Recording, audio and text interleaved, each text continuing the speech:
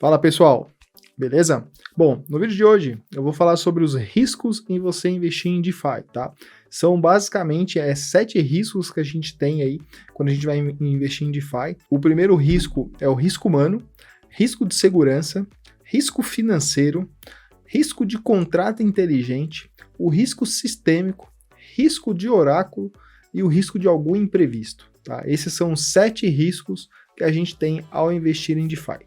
Tá? Antes de mais nada, não se esqueça de se inscrever no canal, compartilhar o conteúdo, dar um like aqui, tá? Me sigam lá no Instagram, @basicodabolsa.eth, tá? Lá eu posto conteúdos diariamente ali sobre as operações que eu estou fazendo em DeFi, sobre alguns temas referente a criptomoedas, referente a DeFi, beleza? Bom, então, qual que é o primeiro risco que a gente tem em investir em DeFi? Tá? O primeiro risco é o risco humano. Né?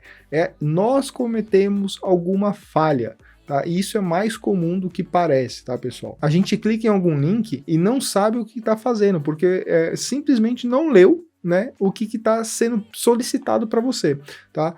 Uma coisa que eu vou falar para vocês aqui, que é de extrema importância, nunca passem as palavras da sua carteira por nenhum link, né? Se algum link te pedir isso, nunca passe as 12 palavras, as 24 palavras, nunca passe, tá? Essas chaves, essas palavras é sua chave privada, tá? Através delas, a pessoa consegue restaurar a sua carteira lá no computador dela, tá? Ela abre uma MetaMask nova, por exemplo, ou uma Ledger, pega uma Ledger nova, restaura a sua carteira lá no computador dela e pronto. Ela tira todo o seu saldo ali e não precisa de confirmação sua, de nada, porque você passou simplesmente o que você não deveria passar, como se você estivesse passando a senha do seu banco, né, pro ladrão, simplesmente isso, tá? Então, eu vou mostrar aqui para vocês, ó, uma coisa que acontece normalmente, tá? Não tá acontecendo isso agora, mas acontece, que o que é? É o pessoal vir aqui, por exemplo, digitar MetaMask, né, aqui no Google, e sempre aparecer o primeiro link, um anúncio, tá, pessoal? Isso independente, por exemplo, você vai entrar na Uniswap, né? O cara não salva o link, o cara vem aqui, eu digito aqui, ó, Uniswap. O cara vem e digita aqui, ó, Uniswap. Aí ele entra, aí em vez de aparecer aqui, ó, a uniswap.org, né? Eu uso o Kaspersky, então isso aqui é um link verificado, aparece um anúncio, né? E aí normalmente o cara muda aqui alguma palavra, tá? Tipo, no I aqui, ele coloca o número 1, no S ele coloca o número 5, né? Ele muda alguma dessas palavras aqui e aí você cai num anúncio. E aí o que acontece? Você pega e conecta a sua carteira. Automaticamente, quando você fazer essa conexão da sua carteira, você vai dar acesso para o invasor executar operações ali através de um contrato inteligente, tá? Então, o primeiro erro que a gente tem, que é o erro que 99,9% das vezes acontece, é o erro humano, pessoal. O erro humano, tá? Então, ficar bem atento com isso quando vocês estão trabalhando com DeFi, né? Ficar bem atento referente a isso, tá? O segundo erro que a gente tem é o risco de segurança, né? O segundo risco, na realidade, é o risco de segurança. Mas segurança do quê? Segurança de plataformas que prestam serviços para essas blockchains, né? A gente teve há pouco tempo atrás o caso da Polygon, né? Onde o invasor ele invadiu a Cloudflare, né, uma outra empresa, onde era redirecionado ali as transações, né, o acesso à blockchain passava pela Cloudflare, foi invadido um servidor dessa empresa e todas as transações que foram executadas começaram a passar através desse cara. Então isso é um risco que envolve, porque essas empresas são todas startups, então tomar muito cuidado quando você tiver, de repente, investindo numa DEX nova que foi lançada, porque a gente não sabe como é que está a camada de segurança dessas empresas, tá? O ataque que aconteceu na Polygon, ele foi basicamente o seguinte, eu vou mostrar aqui para vocês, tá? A gente tem aqui, ó, aqui eu estou no CoinTools, tá? E a gente tem aqui no Chainlist, tá? O que acontece? Normalmente quando você instala uma MetaMask no seu Note, ela só vem com a carteira do Ethereum disponível, tá? Normalmente é isso que acontece. Vou fechar aqui, essa aqui é uma carteira minha de demo. Então, normalmente ela vem só com a mainnet. Eu preciso adicionar a rede da Polygon. Você tem duas alternativas para fazer isso. Você vem no Google né, e digita, por exemplo, Polygon, Polygon MetaMask. E aí, o que acontece? Né? A gente pode entrar direto pelo link da Polygon, o link oficial, né? Às vezes pode aparecer um anúncio aqui.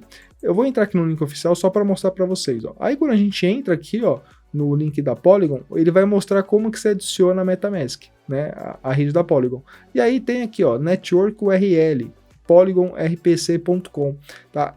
No caso do ataque que aconteceu, foi esse endereço aqui. A gente tem uma lista deles, ó. Eu vou clicar aqui na rede da Polygon, a gente tem uma lista deles, ó, polygonrpc.com. Esse é o endereço principal. Só que se você olhar, a gente tem outros, ó. Nossa, tá vendo, ó? Ó, a gente tem outros endereços. E por que você escolheria outro endereço? Por conta disso, ó, da latência. O que é a latência? A latência é o tempo que a informação vai demorar para sair na hora que você der um submit lá, que você der uma ordem e acessar a blockchain. Então, quanto menos latência você tem, mais rápida é a sua transação, tá? Então, muitas vezes, o que a pessoa faz? Ela vem e modifica e pega o servidor que está com menor latência, é o que está menos sobrecarregado. Para quê? Para a operação dele se acontecer bem mais rápido. Né? Ele não tem que pagar de repente uma taxa muito alta, ou é um cara que está fazendo day trade. E aí o que fizeram? Invadiram uma das empresas, tá? Que estavam, que tinha essa conexão aqui de RPC, e quando o cara fazia a transação, automaticamente essa transação não ia para dentro da rede da Polygon, era redirecionada para a máquina do invasor e as pessoas perderam suas criptomoedas, tá?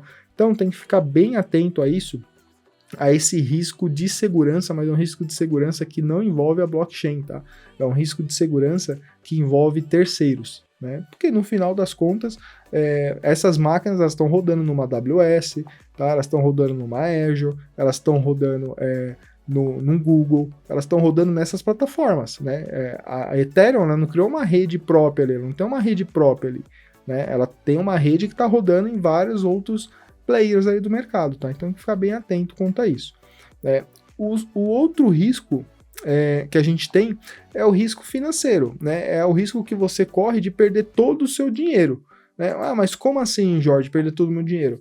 Quando a gente está trabalhando ali em DEX, né, usando DeFi, a gente pode ter vários tipos de operações. A gente pode estar fazendo apenas um swap, que é uma troca de criptomoeda, fazendo pools, né, de liquidez, ou fazendo farm, né? E aí, tanto pools quanto farm, você tem pools que te pagam muito e tem farms que te pagam muito, só que você vai estar fazendo essas operações em criptomoedas que são lixo, né? Que não vale nada. Mas por quê? Porque você olha, você tem um olho gordo e fala, nossa, essa pool aqui tá me pagando 10.000% por ano, né? Nossa, eu vou ficar milionário, né, com isso. Eu vou colocar aqui todo o meu capital, $10.000. Só que você vai ver o colateral, é tipo dólar com uma moeda bosta. E aí, nisso daí, você tá minerando uma criptomoeda ali, né? Você tá ganhando, num exemplo de um farm, uma criptomoeda em troca que não vale nada, que não tem valor, né? Então você colocou 10 mil, aí essa criptomoeda ela foi lançada tipo ontem, né? Aí ela tá lá em cima no hype, aí de repente essa criptomoeda cai para 1 centavo e você perdeu todo o seu capital. Tá? Então esse é o risco financeiro que a gente tem. Tem que ficar bem atento quanto a isso, tá, pessoal? Porque no DeFi aparece muitas dessas oportunidades, mas você tem que entender qual que é o protocolo que você está trabalhando, que criptomoeda. Eu gosto sempre de trabalhar com as criptomoedas que são padrões de mercado aí. Ethereum, Bitcoin, Chainlink, Matic, Aave, Curve. Tá? Eu gosto muito de trabalhar com essas principais criptomoedas aí, né? Mas aí é a escolha de cada um. O nosso quarto risco que a gente tem é o risco do contrato inteligente, né? E isso aqui é bem interessante, né? E é bem perigoso. Por quê? Porque quando a gente está trabalhando, por exemplo, com pools, farms, a gente sempre vai ter um contrato inteligente amarrado ali. Tá? Então alguém programou. Um contrato inteligente, ele só é chamado de inteligente por um nome por um marketing, tá, pessoal? Porque no final, um contrato inteligente é um programa. Tá? Alguém foi lá e escreveu um programa e falou, ó, quando o Joãozinho colocar 10, você vai pedir um colateral de 10 do outro lado e você vai travar esse valor e e nessa faixa de preço que foi definida aqui, por exemplo, numa pool, você vai ficar recolhendo as transações aqui com essa grana do Joãozinho, tá? Então, no final, é simplesmente um programa, um contrato inteligente. E como é um programa, há falhas humanas, tá? Um contrato inteligente não é escrito pela máquina. Alguém foi lá, o Zé foi lá e escreveu isso. Só que se o Zé for estagiário e não tiver capacidade técnica, não for um cara expert nisso, ele pode simplesmente cometer o erro e ter uma brecha de segurança nesse contrato, tá? Ou o contrato, ele ser mal escrito, e não precisa nem ter uma brecha de segurança, mas aconteceu o que aconteceu comigo na Kyber Swap, né? O que aconteceu comigo na Kyber Swap? Na Kyber Swap eu montei uma pool, farmei, né? Depois que eu montei essa pool me gerava uma NFT, eu peguei essa NFT e farmei ela, né? Então eu travava essa NFT, e aí quando eu travava essa NFT, eu ganhava tokens KNC e tokens LDO. Eu vou mostrar isso aqui para vocês, ó, porque ainda tem uma operação acontecendo assim, tá? Então deixa eu abrir aqui a Kyber Swap, só para mostrar isso aqui para vocês. Então, ó, aqui eu tô na Kyber Swap, né? O que aconteceu comigo, ó? Eu tenho aqui, ó, as minhas pools, tá? Então eu tenho duas pools aqui que estão funcionando, e quando eu montei essas pools, automaticamente eu ganho uma NFT aqui no farm, tá? E aí eu ganhando essa NFT aqui no farm, ó, a minha pool tá travada aqui, ó, né? Eu tenho um rendimento aqui por ano de 185% e eu ganho tokens aqui, ó. Eu ganho tokens da Kyber e tokens da Lido Finance, tá? Então eu ganho esses dois tokens aqui, além das taxas que eu ganho lá com as minhas pools. O que aconteceu? Para mim fazer isso aqui, eu preciso pegar essas NFTs aqui, ó, e travar aqui no farm, tá? Só que eu tinha outras pools formadas e teve um problema no contrato inteligente que não conseguia desmontar as pools, porque teve um problema no contrato. O que eu fiz? Eu peguei o número do contrato, eu não sei se vocês sabem isso, né? Mas como essa operação foi montada com um contrato inteligente, esse aqui é o número do contrato, vocês veem que ele tem aqui, ó, 242 milhões de dólares aqui locado dentro desse contrato, e se você clicar aqui, ó, em contract, você consegue ler ele, tá? Aqui é a parte de código, eu quero ler, ó. Então eu consigo ler, ó, pool, NFT contrato, NFT ID, tá? Aqui, ó, coloco o address, ó, get, active time, coloco o address, NFT contrato. Ó, isso aqui é simplesmente uma programação. Então, como que eu destravei isso? E eu tomei um ban na comunidade da Kyber por conta disso. Eu destravei através do contrato inteligente, tá? Porque eles tinham um bug e eles não estavam conseguindo resolver, tá? Então, esse é um risco muito importante que a gente tem aqui quando a gente fala de DeFi, que é esse risco do contrato. Se tiver um bug muito grave, o hacker ele pode pegar ali, invadir esse contrato e sugar todos aqueles 242 milhões de dólares que estão lá travados, tá? Ficar bem atento a isso, tá? Isso é muito importante, tá? Então esse é o quarto risco que a gente tem. O quinto risco que a gente tem, o que é? Um risco sistêmico, né? Mas como assim, Jorge, risco sistêmico? O risco, por exemplo, é da blockchain, né?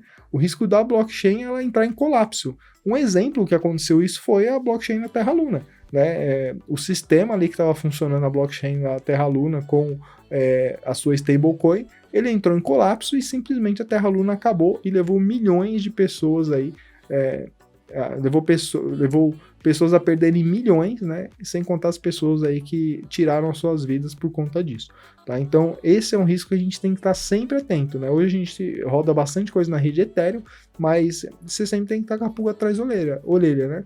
Porque e se acontecer algum risco sistêmico na rede Ethereum, né? O que pode acontecer com todas essas operações que a gente tem, tá? O sexto risco que a gente tem aqui é o risco do oráculo, né? O que é o oráculo, né? A gente tem o oráculo como sendo a Chainlink, né? A Chainlink é uma provedora de informações, né, para essas empresas, né, para Ethereum, para Polygon, tá? Ela é uma provedora de informações. Então, um contrato que a gente tem ali travado na rede Ethereum, ele está usando a Chainlink para pegar o preço do Ethereum.